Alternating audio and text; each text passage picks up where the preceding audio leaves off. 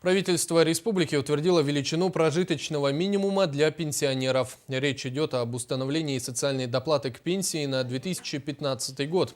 Напомним, что сумма прожиточного минимума для неработающих пенсионеров составила в среднем 11 506 рублей. Если у пенсионера пенсия не дотягивает до прожиточного минимума, ему полагается определенная доплата, чтобы пенсия была не ниже прожиточного минимума, установленного в Республике Саха-Якутия.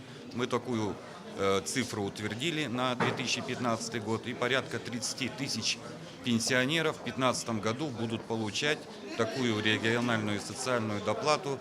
Сумма более 1 миллиарда рублей. 1 150 000 000, из которых 75% будет датировать федеральный центр, остальные деньги будут за счет республики. Помимо этого, Кабинет министров рассмотрел законопроект о внесении изменений в Земельный кодекс республики. Они касаются мер социальной защиты приемных семей, имеющих 3 и более детей, в частности, условий передачи им земельных участков. Был разработан проект по приравниванию приемных семей к многодетным семьям, и в соответствии с этим проектом земельные участки будут предоставляться данным семьям на праве аренды. В случае, если все договорные отношения со стороны приемных семей будут исполняться, то земельный участок может быть приватизирован в течение 3 лет с момента заключения договора аренды.